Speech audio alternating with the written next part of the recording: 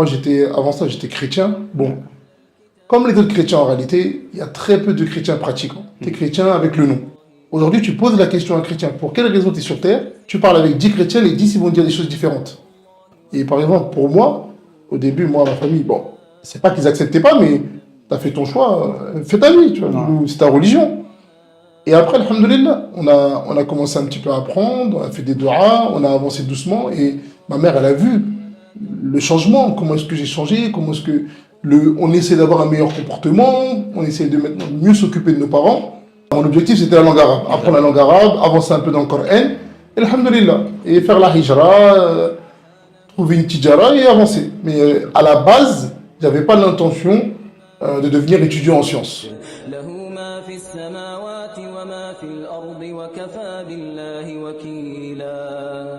Salam alaikum wa rahmatullah. Tu peux te présenter brièvement? Alaykoum salam wa rahmatullahi wa barakatuh. Naam, alors moi je suis le frère Bilal Abou Hafsa, étudiant en Égypte depuis 8 ans. Masha'Allah. Quel est ton cursus? Alors, je suis arrivé en Égypte en 2016. J'ai commencé d'abord au Merkez Ibana, dans la langue arabe. J'ai fini le Merkez complètement. Ensuite, après le Merkez, j'ai enchaîné avec des livres dans la grammaire. Il y a l'Oustaz là-bas, l'Oustaz Mahmoud Shafi'i, spécialisé dans la langue arabe. Donc on a étudié quelques livres avec lui dans le Balara, dans la grammaire. Et après ça, alhamdoulilah, on a commencé un programme avec Cheikh Abou Hazim, un programme qui dure à peu près 7 ou 8 ans. Donc sous 3 mustawa, et trois classes. On a commencé d'abord la première mustawa, la deuxième mustawa, ensuite Cheikh il est tombé malade, Shafaullah. Et à côté de ça, on a aussi étudié avec Cheikh Khalid Othman, avec Cheikh Khalid Abdelrahman, on a pu profiter aussi de lui un petit peu, et avec Cheikh Adil Seyid. D'accord. Et après ce cursus, est-ce que tu obtiens un diplôme auprès d'eux ou est-ce que c'est une étude et ensuite toi tu peux la transmettre et tu as l'autorisation de ces machaïkhs-là? Non, mais avec Cheikh Abou Hazim, en fait, c'est un programme structuré. C'est-à-dire qu'on a des imtihans après chaque livre. Et la condition pour avoir l'autorisation d'enseigner, il faut avoir plus de 90 à l'examen. Par exemple, Fiqh al-Muyassar, il faut avoir atteint plus de 90 sur l'ensemble du livre pour avoir l'autorisation de Cheikh d'enseigner le livre. D'accord. Donc on voit bien que même ces ulama-là vous poussent à avoir un certain niveau avant de pouvoir prendre la parole en public. Non, mais ça c'est clair. Ça c'est clair. Et ça c'est une base que on doit tous connaître et on doit tous mettre en pratique. Allahu a'lam. D'accord. Et qu'est-ce qui t'a poussé à vouloir devenir étudiant, surtout que, bon, on sait un peu de toi que tu étais un ancien footballeur, etc. Et passer du monde du football à l'étude en sciences, qu'est-ce qui a été le déclic pour toi? En réalité, lorsque j'ai voulu commencer à apprendre la langue arabe, j'ai commencé par le Maroc. J'ai commencé par le Maroc en 2015. Il y avait un merkez à l'époque, Ounous Center. Où est-ce que je suis parti? C'était à Casablanca. Ensuite, j'ai vu que j'avançais pas forcément. Il n'y avait pas la même. Je voyais que on avançait, mais c'était pas un bon rythme. Et il y a un frère qui était en Égypte et qui m'a encouragé, qui m'a dit viens en Égypte, il y a le Merkez Ibana, ça se passe bien, ils ont un bon programme. Donc de là-bas, j'ai pris l'avion pour l'Égypte. Et à la base, moi, quand je commence l'étude de la langue arabe, je me dis que je vais apprendre l'arabe pour pouvoir maîtriser ma religion et comprendre les bases de ma religion. Et lorsque je finis le Merkez Ibana, je vais aller en Mauritanie pour mémoriser le Coran. Et Qadar Allah, je suis arrivé à Ibana, j'ai fini Ibana, j'ai fait les livres de grammaire. Après, alhamdoulilah, la science, elle a commencé à me plaire. Et après, j'ai continué et c'est comme ça que j'arrive aujourd'hui, après 8 ans, je suis encore en Égypte et alhamdoulilah. Mais à la base, j'avais pas l'envie d'être étudiant en sciences. D'accord. Tu voulais vraiment connaître la langue arabe et ensuite voir ce que tu allais C'est faire. ça, mon objectif c'était la langue arabe. Apprendre la langue arabe, avancer un peu dans le Coran, et alhamdoulilah. Et faire la hijra, trouver une tijara et avancer.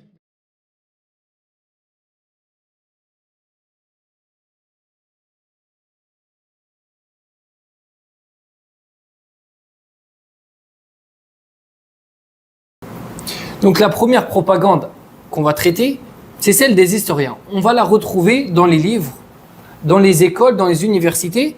Il faut savoir qu'ils propagent, ils disent que la première religion sur laquelle était l'homme, c'est le polythéisme, le shirk. et non pas le monothéisme. Est-ce que cette croyance, cette idéologie est en contradiction avec l'islam ou non? Alhamdulillah, wa salatu wa salamu ala man la nabiyya ba'da. Bien évidemment que cette croyance et adhérer à cette manière de penser est en contradiction formelle avec le Coran et la Sunna. Oui. Avant même de ramener les preuves textuelles, je veux absolument, mes chers frères et sœurs, vous interpeller sur une question et une réponse d'une extrême importance par rapport au sujet. Pour quelles raisons les historiens français, européens ou autres s'obstinent et s'acharnent à propager le fait que la première religion qui est venue à la surface de la terre est Ashirk, le polythéisme, et non pas le monothéisme. Je réponds en disant, car ils veulent par cela, écoutez bien mes chers frères et sœurs, nier l'existence du Créateur qui serait Allah subhanahu wa ta'ala.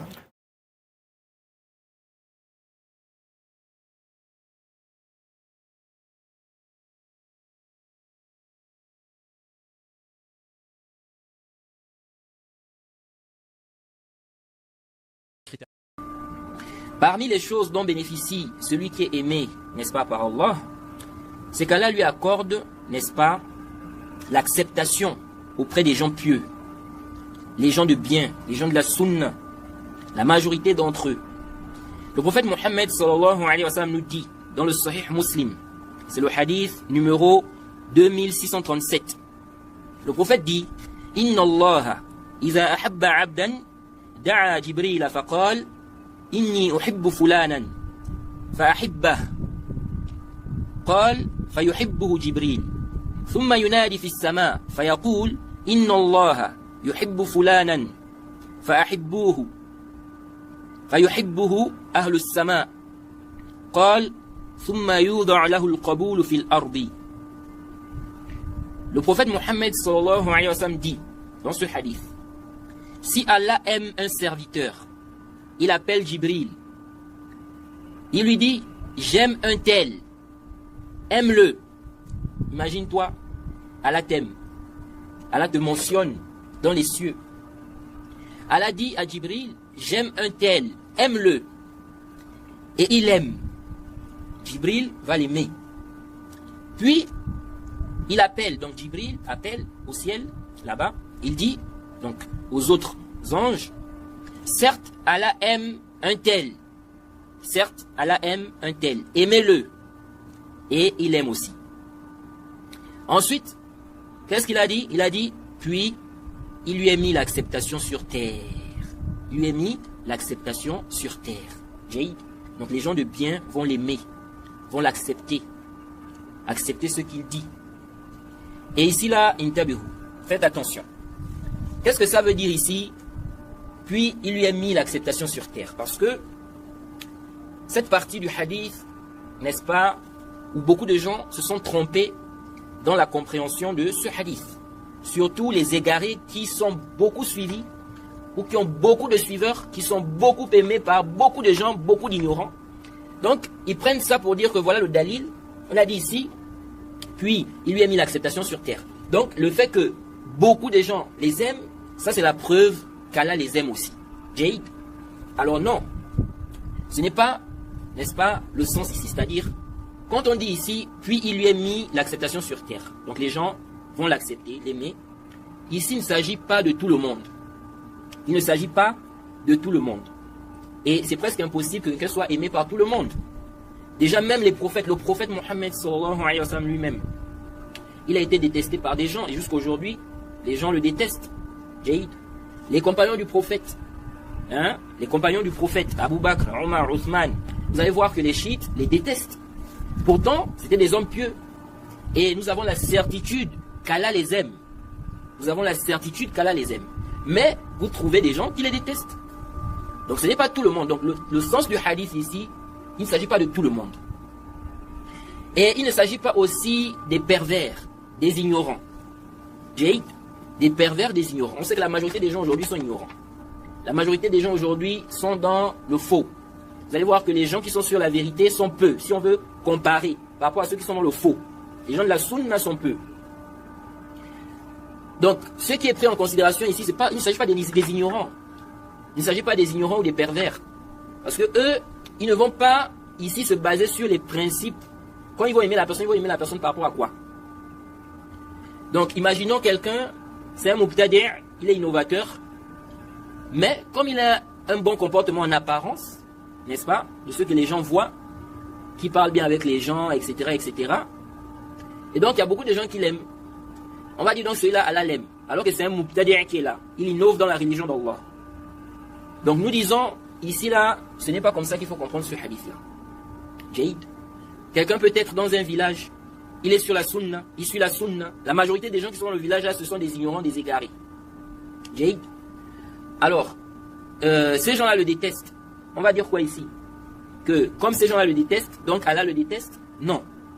Le prophète nous a informé d'un prophète qui viendra le jour dernier, une seule personne l'a suivi. Une seule personne l'a suivi. Pourtant, on sait avec certitude qu'Allah aime ce prophète-là. Donc ici, là, ce qui est pris en considération, il ne s'agit pas de tout le monde ou de n'importe qui, non. Ce sont les gens de bien. Les gens de bien. C'est pourquoi d'ailleurs, vous allez trouver le waqi', parce que quand on lit le hadith, là, on peut croire que c'est une généralité en fait. Mais non. Lorsqu'on regarde même le waqi', la réalité, vous voyez des mécréants, parmi les chanteurs, les artistes, ils sont beaucoup aimés. Énormément. Plein de gens les aiment. Si vous regardez ça, vous pouvez vous dire que c'est celui qui est ignorant, qui ne connaît pas, qui va venir se baser sur ce genre de texte-là, il va dire, bon, ça c'est la preuve que Allah l'aime. Non, ce n'est pas ça.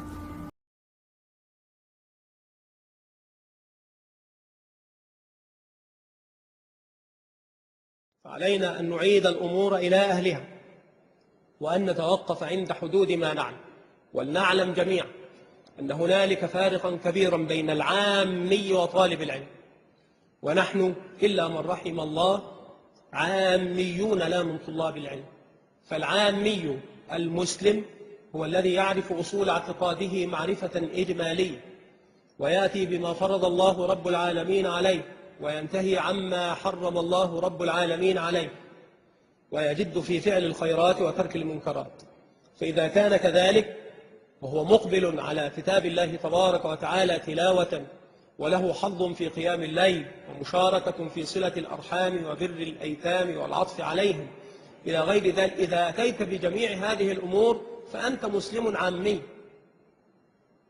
هذا مطلوب من كل مسلم فهذا حد المسلم العامي تكون مسلما عندما تأتي بأمثال هذه المسائل الآن من أتى بعشر معشارها صار عالما بل صار مفتيا فهذه الأمور تأتي بها ويطلق عليك أنك مسلم تكف لسانك ويدك ويسلم المسلمون منهما معا أمور كثيرة كما هو معلوم طالب العلم يرتقي فوق هذه درجة فينقطع ويزاحم العلماء بالركب ويجد ويجتهد ويحفظ ويستظهر ويطلق الدنيا جانبا ويقبل على سبيل العلم بأدبه ويجتهد في نفي الآفات عنه وتصير حياته في اتجاه واحد في طلب العلم فهذا طالب علم وكذلك كان علماؤنا رحمة الله عليهم حتى الممات ظلوا في أعين أنفسهم طلاب علم وهذا الإمام أحمد وكذلك عبد الله بن المبارك يقررون قانون السلف في طلب العلم مع المحبرة إلى المقبرة كلام أحمد رحمة الله عليه مع المحبرة إلى المقبرة ومن أراد أن يترك عملنا هذا ساعة فليتركه الساعة لا يترك ولو ساعة فهذا طالب علم وكذلك عبد الله بن المبارك وهو من هو يحمل ألواحه وأقلامه ويجري لأن محدثا قد حل بالبلد يريد أن يزاحمه وأن يسمع منه كفاحا من غير ما مستمل يبلغ عنه فيقول له رجل ممن اعتاد أن يراه كذلك فيقول له ألا تكف عن هذا الذي أنت فيه أنت مقصود يأتيك الناس من الآفاق ليسمعوا منك ويحملوا عنك فقال لعل الكلمة التي ينفعني الله بها لم أسمعها بعد في طلب دائم، فإن كنت كذلك فأنت طالب علم. فأما العالم فهو الذي عرف الموارد والمصادر وأحاط بالأقوال في أصولها وجمع المؤتلف والمختلف منها وحرر القضايا على الوجه الصحيح وعلم دقائق المذاهب في الاعتقاد وفي الفقه وفي العبادة وفي العمل وفي السلوك وفي المنهاج. فإذا ما صار كذلك بحيث إذا ما سئل عرف الموارد والمصادر والأشباه والنظائر وقاس هذا على هذا واستخرج الحكم من غير أن يكون مقلدا، فإن المقلد ليس بعالم. فإذا وصل إلى الحكم مستنبطا فهذا عالم. فأين هو العالم؟ قال: وهل رأيت عالما؟ وهي الكلمة التي قالها الحسن البصري وهو من هو عندما أقبل واحد من طلابه عليه يريد أن يقبل يده فقال: لا تفعل. قال: أليس في الأثر أنه يقبل على يد العالم والأب والزوجة والولد الصغير؟ فأنت عالم. فقال: وهل رأيت عالما؟ قال: لست بعالم. وهل رأيت عالما؟ فهذا هو العالم. فإذا ترقى هذا العالم في البحث والنظر واستطاع بحيث يتوصل إلى الاستنباط على وجهه، فلا يصير مجتهدا في المذهب، وإنما يصير مجتهدا مطلقا، حينئذ يسمى مفتيا. هذه الدرجة الرابعة هي الدركة الأولى عند كل من يقبل على العلم. فتجد الولد يضع على رأسه غطاء رأسه ويقصر الثوب نوعا ويأخذ بالهدي الظاهر، وهذا حسن، فيصير مفتيا. ولكن لا عليك ولا تثريب على طلاب العلم، فإنهم في الطريق، ولكن الشأن في باعة الطماطم في الأسواق صاروا مفتين أيضا، بل الممثلات والفنانات صاروا من أهل الإفتاء. فلا حرج عليك يا طالب العلم، افتأ أبا عبد الله.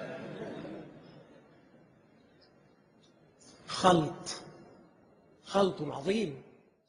والذين كفروا